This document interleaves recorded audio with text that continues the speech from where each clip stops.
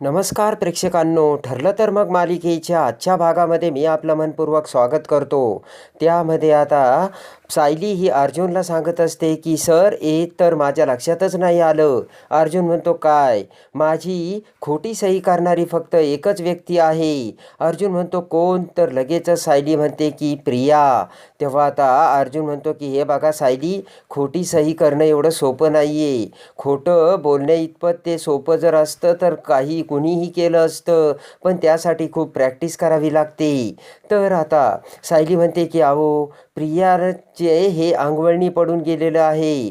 अर्जुन म्हणतो कसं, तर आता सायली सांगू लागते. सायली म्हणते की ज्या वेळेस आम्ही आश्रमात होतो त्यावेळेस माझ्या आणि मधुभाऊच्या खात्यातून माझी खोटी सही करून प्रिया पैसे काढायची आणि आश्रमाचे पैसे वापरायची.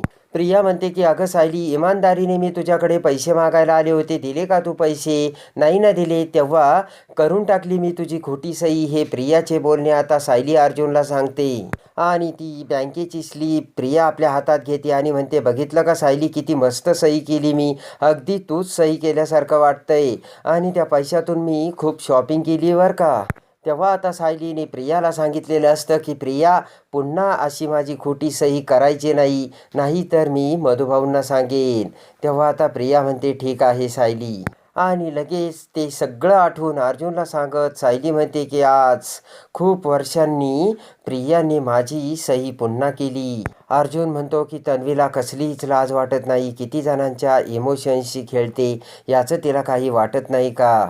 सायली म्हणते की एवढे दिवस ती मला छळत होती, ते मी सहन केलंय, पण आता तिने माझ्या घरच्यांना त्रास दिलाय आणि आता मी हे सहन करणार नाही. तेव्हा प्रतिमा आत्या आणि रविराज काकांना मी हे सगळं सांगणार. सायलीचे ते बोलणे ऐकताच आता अर्जुन खुश होऊन फक्त सायलीकडे बघत असतो. तेव्हा ते ऐकून अर्जुन म्हणतो की हे तर सिनियरला सांगायचंच, पण तन्वी आता मी काय करतो ना ते तू बघतच राहा. इकडे आता प्रिया अस्मिताचा फोन येण्याची वाटच बघत असते. तेवढ्यात अस्मिताचा फोन येताच प्रिया हसतच खुश होऊन म्हणते अगं बोल, अस्मिता गेली का? ती सायली घरातून गेली का, स्वतःहून गेली का? हकललं तिला, बोल बोल पटकन, काय अपडेट्स आहेत?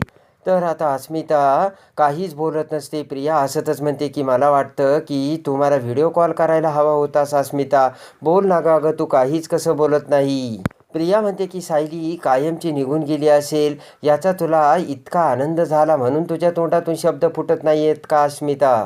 तेवढ्यात आता अस्मिता म्हणते एक मिनिट, शब्द फुटत नाही हे तर खरं आहे, पण आनंदाने नाही तर दुःखाने. तेव्हा आता अस्मिता म्हणते की आपल्याला जे वाटलं होतं ना त्यापैकी काहीच घडणार नाही आहे तन्वी. प्रिया म्हणते म्हणजे? तर अस्मिता म्हणते की अगं घरातलं वातावरण तापलं देखील होतं. सायलीला घर सोडून जावंच लागणार होतं, पण तेवढ्यात पूर्ण आजीला मायनर अटॅक आला आणि मग सायली म्हणाली मी घर सोडून नाही जाणार. तेव्हा आता त्यांचा डिवोर्स नाही होणार बहुतेक आणि सायलीसुद्धा घर सोडून नाही जाणार असंच वाटतंय. असे न्यूज आता अस्मिताने प्रियाला दिलेली असते आणि ते ऐकून प्रियाला मोठा धक्का बसलेला असतो. प्रिया म्हणते हे असं कसं होऊ शकतं? अगं त्या सायलीने डिवोर्सची नोटीस पाठवली होती ना.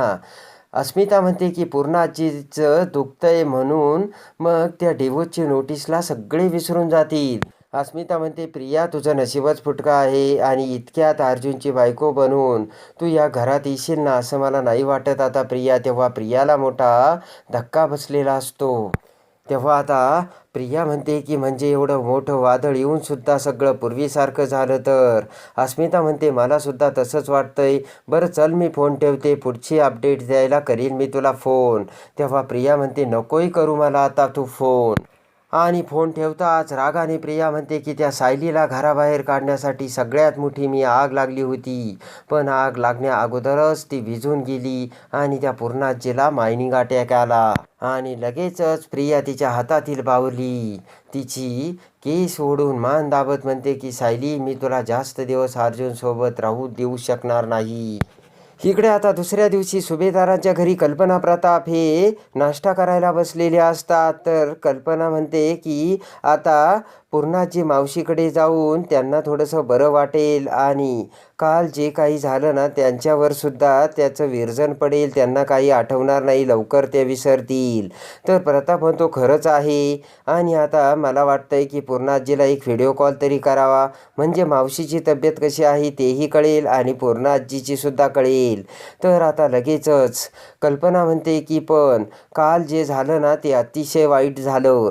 तर तेवढ्यात अस्मिता म्हणते की मला तर काय वाटतं की पूर्णाजी परत येऊच नाही लवकर, कारण ही सायली पुन्हा काहीतरी कांड करून ठेवेल आणि पुन्हा पूर्णाईला धाप लागेल. तेव्हा आता कल्पना म्हणते की अस्मिता गप्प बस, काहीही बोलू नकोस. आणि काल तर खूप मोठं वादळ आल्यासारखं मला वाटतंय. आणि प्रताप म्हणतो की ही वादळानंतरची शांतता आहे कल्पना. तर आता प्रताप म्हणतो की पण सायली अजूनही खाली आली नाही, बघ ना तू, मला तिच्या हातची कॉफी प्यायची सवय लागली ग. अस्मिता म्हणते की मला तर आता असंच वाटतंय की ती सायली या घरातून कधीही निघून जाऊ शकते, ते कोणीच आपण सांगू शकत नाही.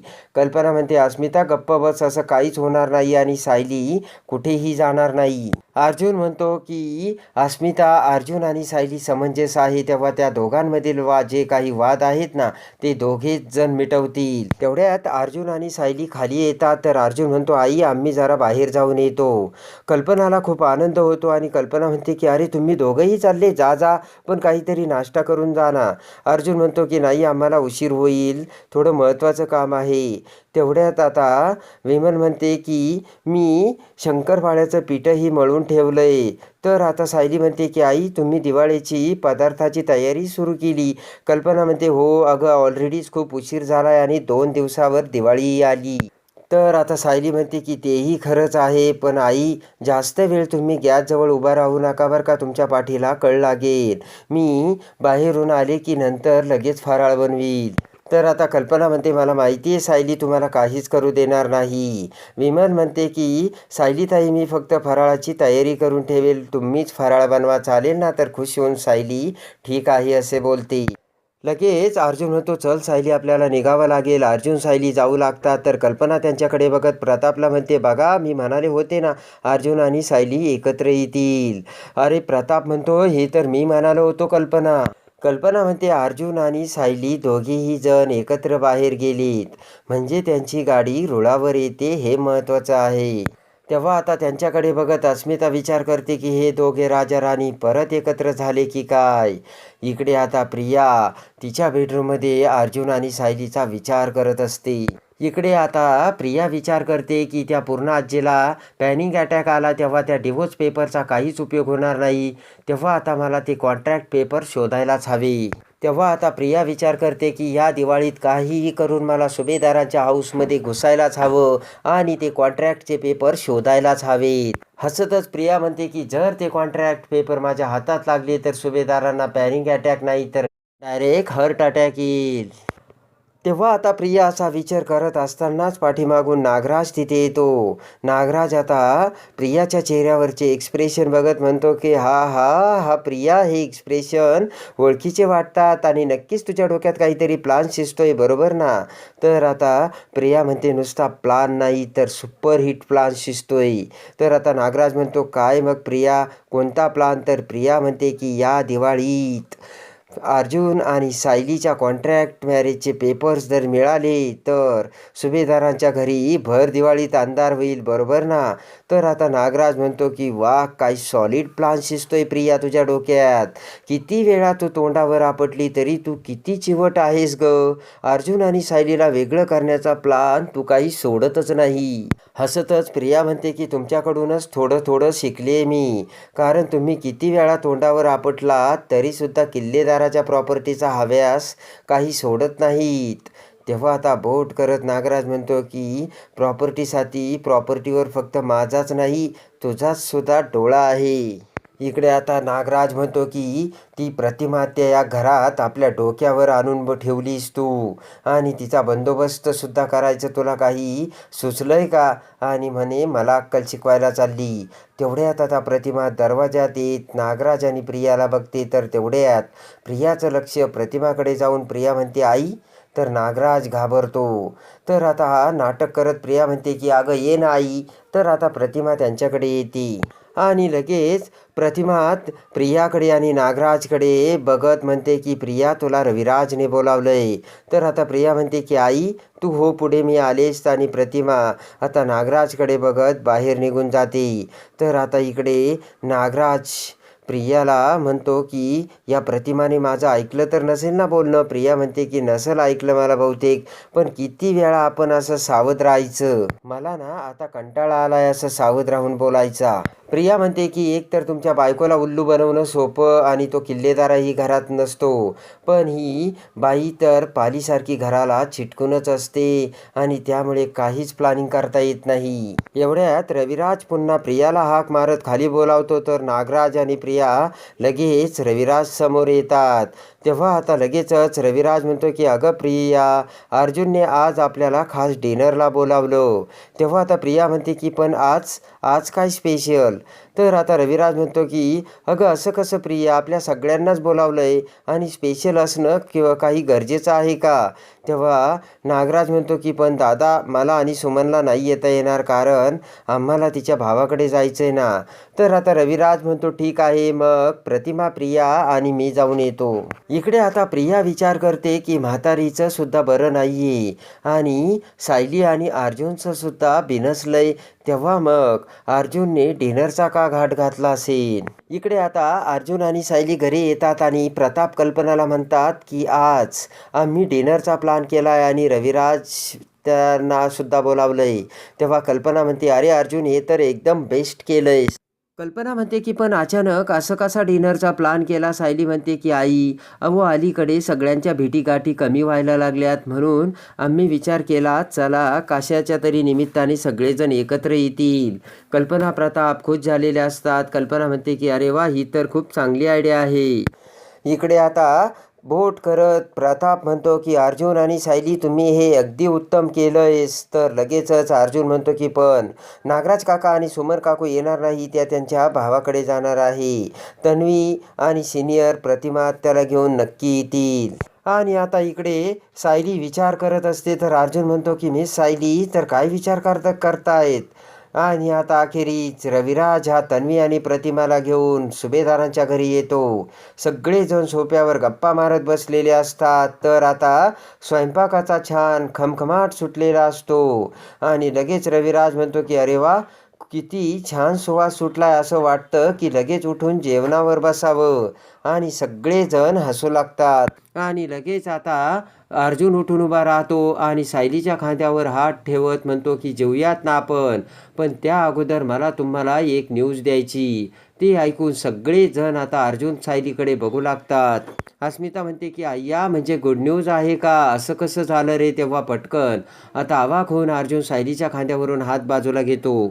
रविराज म्हणतो की असं कसं म्हणजे, अगं यांच्या लग्नाला 1.5 वर्ष झालं, म्हणजे आता आपण ज्युनियर अर्जुनच्या आता येण्याची आता आपण तयारी करायला हवी. सायली म्हणते नाही रविराज काका आम्हाला वेगळी बातमी द्यायची. तर प्रताप म्हणतो मग सांग ना पटकन. तेव्हा आता लगेचच अर्जुन म्हणतो की मला आणि सायलीला एक मोठी अनाऊन्समेंट करायची. मी आणि सायलीने पनवेलजवळ एक मोठा फ्लॅट घेतला आणि लवकरच आम्ही त्या फ्लॅटवरती शिफ्ट होणार आहोत. ते ऐकताच आता सगळ्यांच्या तोंडचे पाणी पळालेले असते. ते ऐकून आता सगळ्यांना धक्का बसलेला असतो. तर प्रतिमा म्हणते म्हणजे तुम्ही दोघं आता वेगळे राहणार का. तर अर्जुन म्हणतो यस, म्हणजे आमची आता न्यू फॅमिली आणि हॅप्पी फॅमिली असेल. ते ऐकता सगळ्यांना मोठा धक्का बसलेला असतो. अस्मिता म्हणते की अरे अर्जुन तू ही आनंदाची बातमी असल्यासारखं काय सांगतोयस. अर्जुन म्हणतो की ही तर आनंदाचीच बातमी आहे.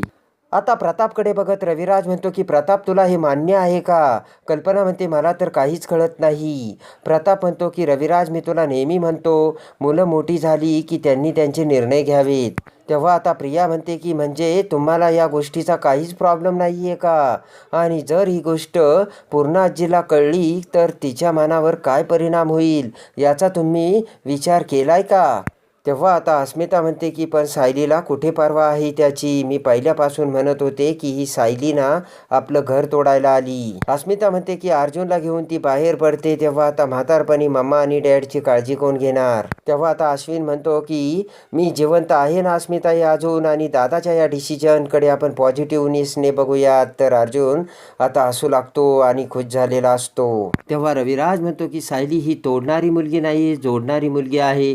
तरी तुम्ही दोघांनी हा निर्णय अचानक कसा घेतला. तेव्हा आता सायली म्हणते रविराज काका काही गोष्टी ना अशा घडल्या, त्यामुळे अचानक आम्हाला असा निर्णय घ्यावा लागला. तेव्हा आता प्रताप म्हणतो रविराज तुला माहित नाहीये म्हणून मी सांगतो, गेले काही दिवसापासून या दोघांमध्ये सतत वाद होत आहेत. प्रताप म्हणतो कदाचित एकत्र कुटुंबात राहण्याचा प्रेशर त्यांनी घेतला असेल, पण आता वेगळं राहून जर ते सुखात राहणार असतील तर राहू द्या ना त्यांना वेगळं, असे प्रताप बोलतो. कल्पना म्हणते पण मनाने दुरावण्यापेक्षा घरं वेगळी झालेली कधीही चांगलं नाही का. आणि तेवढ्यात आता अर्जुन ते डिवोर्सचे पेपर आता रविराजला दाखवतो आणि म्हणतो की यावरती जी सही आहे ना ती सायलीची सही नाहीये. तेव्हा आता प्रिया गडबडलेली असते. प्रिया म्हणते काय बोलताय तुम्ही हे.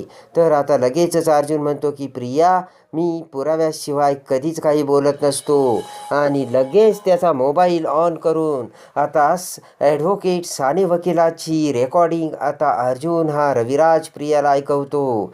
आणि लगेच सायली आता अर्जुनच्या हातात हात देत म्हणते की प्रिया ही 7 जन्माची गाठ अशी कशी तोडू शकतेस तू, आणि ती कधी तुटणारही नाही, असे म्हणत जोराने सायलीने प्रियाच्या कानाखाली वाजवलेली असते. तर रविराजला सगळ्यात मोठा धक्का बसलेला असतो आणि रागाने रविराज प्रियाकडे बघत असतो. तर आता खरे सत्य समोर येऊन प्रियाचे कांट रविराज समोर येताच आता रविराज प्रियाला कोणती शिक्षा करतो हे बघण्यासाठी आणि ठरलं तर मग मालिकेच्या डेली अपडेटसाठी बेल नोटिफिकेशनवर क्लिक करून आपल्या चॅनलला लाईक करा, सबस्क्राईब करा.